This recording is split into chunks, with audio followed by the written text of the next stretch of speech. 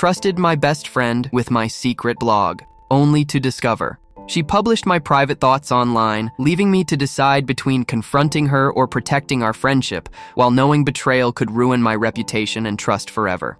I am 29F, and I live in Portland, Oregon nowadays, but I'm from a tiny town in Idaho where everything was slow-going, routine, and everyone knew everyone's business.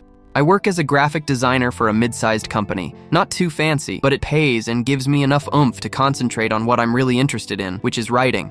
Since I was a teenager, I've dumped my thoughts onto notebooks, journals, and later files on my laptop. Writing had become my means of coping with the ugliness of life, for I'm not someone who readily discusses feelings even with relatives. My parents, Raymond and Colleen, are both of late age and still back in Idaho, and I have a sister, Mariah, 24, and finishing up grad school in Denver. They all know I write, but they don't know how much of me I'm investing in it. I've been private about it, really guarded, because it's not only creative work, it's confessions, secrets, doubts I've never uttered out loud, dirty feelings I couldn't dare anyone I knew actually reading. It's because of this that 2 years ago, I began a private blog with an assumed name. No one in my family knew. It was my haven, my online journal where I scribbled about everything. My faults, my relationships, even things I couldn't face myself with until I wrote them out. I never forwarded the link to anyone, least of all at first. Then there was Serena. Serena, 30F, has been my best friend since college. We became close as freshmen in a Seattle campus bookstore. She was the loud-laughing, vintage jacket-wearing, bed-headed one whose look inexplicably worked. She had this type of energy that had you believing you were living life wrong if you weren't around her. I was quieter, a listener, but somehow we just gelled, and our friendship lasted well after graduation. We moved to different cities, but we called constantly, spent time together whenever possible, and shared secrets about each other with no one else. At least so I thought. 6 months prior to this, during one of our late-night calls, I told her about my blog. I don't even know why. Maybe because I was lonely that night. Maybe because I believed in her more than I believed in myself. She listened attentively while I told her about it, and after weeks of her asking me for it, I sent her the link and password. I told her it was personal, between me and me alone, and she promised she would never say. Of course, she promised me, your secret is safe with me. I believed her. Flash forward to last month, when everything came crashing down. It was a Thursday morning. I recall because I had a client presentation at work that morning and was already stressed out, running behind, nursing cold coffee and thumbing through my phone. That's when I saw it. My own words, my same sentences, posted on a public forum as Serena's. Not all of them, but enough to flip my stomach. She'd plagiarized whole posts from my blog, the stuff I'd written about my failed romance with Aaron, 34M, the guy I dated for almost 3 years and broke up with last winter, and she posted them. She changed some of it, but otherwise left it alone. My anguish, my doubt, my own personal pain, all available to strangers to read and comment on. I assumed at first that there must have been a mistake. Maybe she copied something over by accident, maybe she wasn't aware, but when I scrolled, I saw more and more. She had been copying for weeks. The lie hit me with such intensity that I had to lock myself within the bathroom at work so that I would not break down publicly. My thoughts were running amok. I felt exposed, as if someone had torn the walls down from my haven and shown the world everything that I had been hiding. I could not even breathe. The worst part wasn't that strangers were reading what I wrote, but that my best friend had been the one to read it. I couldn't help but still hear her voice inside my head. Your words are safe with me. I thought about calling her then, demanding an explanation from her, but I didn't. I sat on the cold floor tiles, reading responses to her posts. Others were praising her work, saying it was raw and honest, saying they identified. They thought those to be her words. They thought she was brave, and I just felt erased. For a few days, I couldn't focus on anything. At night, I'd lie awake, staring at the ceiling, going through everything. I tried to reassure myself that maybe she hadn't intended to cause harm. Maybe she thought she was doing me a service by giving my words an audience, but I was better than that. Serena needed attention, always had. In college, she was the one who yelled a joke louder than anyone else, who swiped your joke and modified it in some way into her own. I had always brushed it off, but now it was different. It was a weight, as if I had disregarded a warning sign years ago. I wrote out things to say to her on my phone, but erased them every time. What was I even going to write? Hey, thanks for publishing my soul without my permission? It wasn't until Mariah came over to spend the weekend that I snapped. We were at my apartment, sipping cheap wine, when she asked me why I'd been so strange recently. I said it all. She reddened. That's not a friend, Harper, she said, calling me by my first name as she always does when she's about to become stern. That's theft. That's betrayal. She told me to call out Serena immediately, cut her off if that was what it took, but I couldn't, not yet. The thought of losing her, of shutting the door on a friendship that had been in my life for 10 years, felt impossible, but so did silence. Every day that passed, my trust crumbled more and more. I couldn't read her messages anymore without feeling sick. I couldn't listen to her voice without it reminding me of those stolen words. And so now I'm stuck. Do I speak to her and lose everything? Or do I preserve the friendship and take the betrayal on and know it's consuming me whole piece by piece? I want there to be an easy answer, but there isn't. And I don't know how much more of this I can hold in. During the weekend Mariah left, I tried to be normal, like nothing was ever wrong, but it was exhausting. Every time my phone buzzed with a message from Serena, my heart tightened. She messaged me memes, spontaneous selfies, voice recordings about her coworkers, like always, as if everything was fine, but I couldn't view any of it the same anymore. I knew what she'd done, and that made everything seem artificial and tainted. I was still thinking about Mariah's words in my head. That's not a friend, that's betrayal. But I still didn't do anything. I kept asking myself, what if there was a misunderstanding? What if she didn't perceive it the same way that I did? I've always been a person that likes to stay out of fights, a person that tries to see the good in everyone, even when I shouldn't. And with Serena, I'd had years of baggage clouding my mind, but this was worse. A fortnight on from that, I was commuting home from work on the train when I opened up Instagram. A mutual friend, Lacey, 28F, had posted one of Serena's to her story. I swiped across it and my blood chilled. It was another of mine. A blog post I had written on growing up in a small town where gossip flew quicker than the wind, about feeling like I never belonged, like I was waiting for the getaway. These were my words, mine, and here they were, posted under the name of Serena, with scores of likes and comments praising her bravery. A woman even wrote back, "This is so reminiscent of my own childhood. You've expressed this in terms I value." I sat there in my phone, the train rolling back and forth under me, and I couldn't help but feel this weird mix of anger and sadness. Anger that she had stolen another part of me from me. Sadness that I couldn't even claim what was mine without jeopardizing all I'd worked so hard to keep hidden behind closed doors. I barely slept at all that evening. My head just kept spinning. I was thinking about the blog entries she hadn't posted yet, the ones in my personal blog that were more sinister,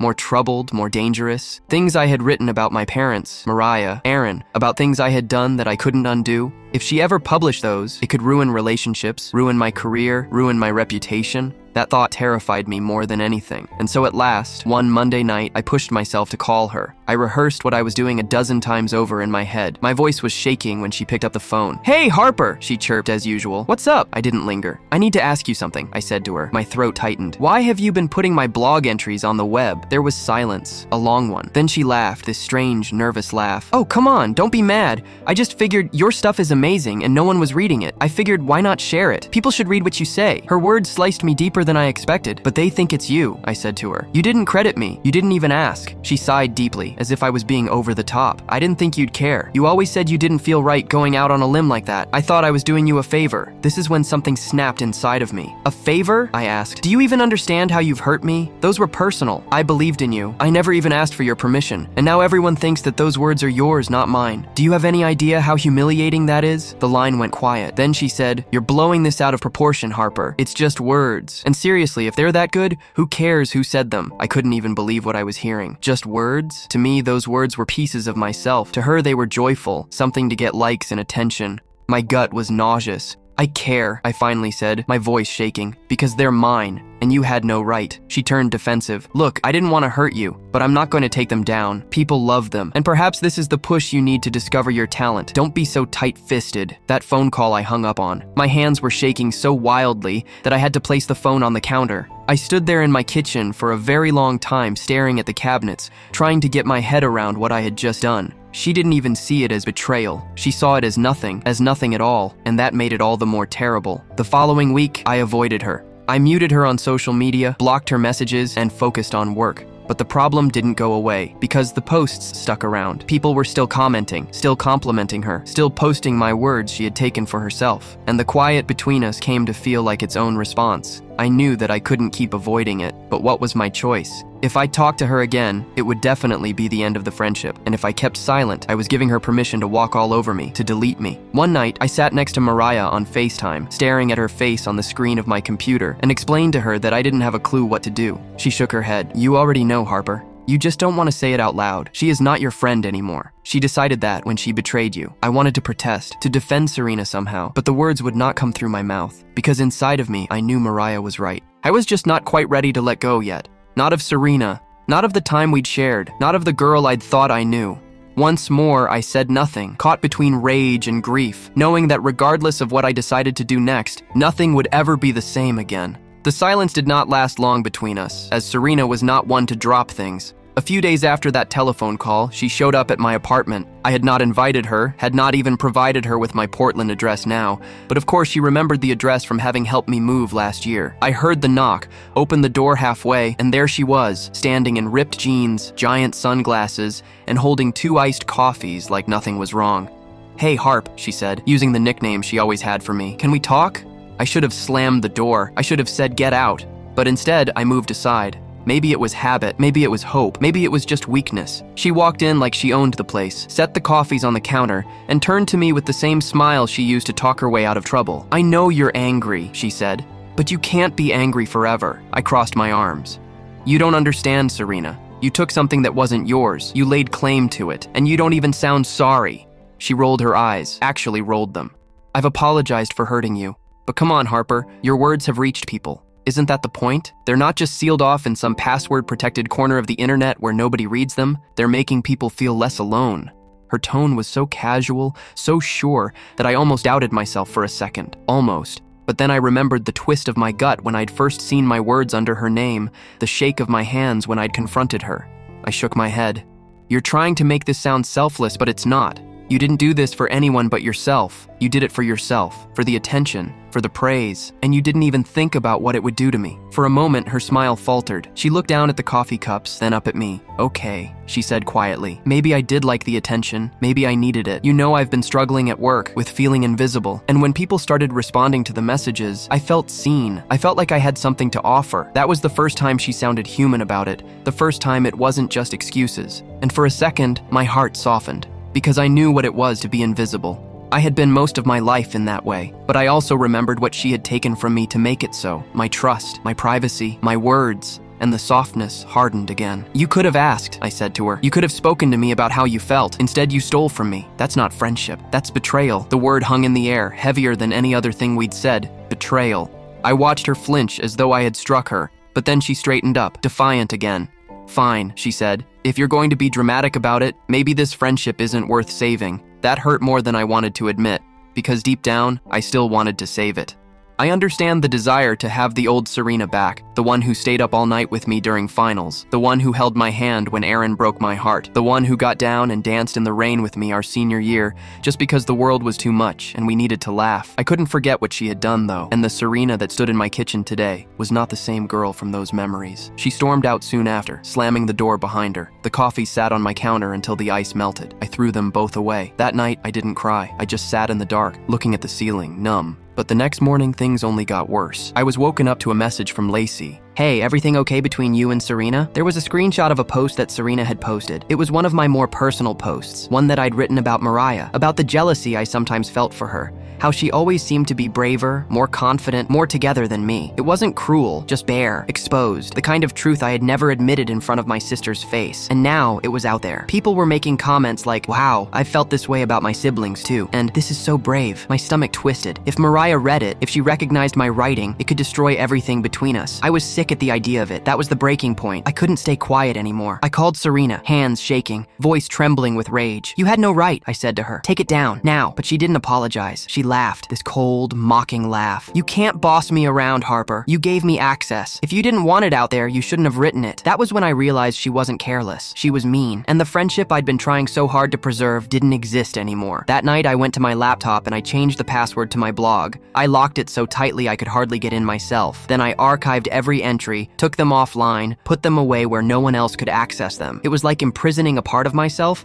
but it was the only thing I could do to protect what was left. The harder decision was what to do with Serena. Should I out her? Tell people those words weren't hers? Call her out publicly? My reputation was on the line, but so was my peace. And the truth was, I wasn't sure I had the energy to fight with her. Not when she had already shown that she was willing to burn everything to the ground in an effort to maintain her illusion. I was awake that night, staring at my phone's light, going through her updates, her comments, her followers praising her, and I wondered, was my reputation worth destroying what was left of our history, or had she already destroyed it? The morning after that sleepless night, I woke up with this dense fog in my chest, the kind you get when something's been shattered and you know you can't get it back to the way it was. I drifted through work like a specter, staring at my computer screen, barely hearing what my coworkers said. All I could think about was Serena and those words she had stolen. Words that had once been mine alone, now broken like glass all over the web. I took a walk around noon, sat on the stone steps outside the office building, and just let the sun fall on my face. That was when Mariah called. I was going to avoid taking it in case she had noticed the post, but I couldn't avoid her forever. I took it, and the first thing she said was, "You sound awful. What's wrong?" I was attempting to hold it together, but my voice cracked. "It's Serena. She posted something I wrote about you, without even asking. Everyone assumes it's hers." There was a silence for a bit. I braced myself for anger, for pain, for Mariah to say she hated me for writing those words in the first place. But instead, she let out a sigh. "Harper, I know you. You've always kept so much inside of you, and I've always known you let it out by writing. I'm not mad at you for that. I'm mad at her. She overstepped." Her words opened me up. I cried onto the phone, right there on the stairs, as people rushed past me like I wasn't even present. Mariah's voice was steady. "You have to let her go. I know it hurts, but you cannot keep someone in your life who does not respect you, who does not listen to your voice." That night, I sat in front of my laptop again, but instead of hiding, I opened up a new document. My hands hovered over the keys, and for once, I did not write for Serena, or for strangers, or even for myself.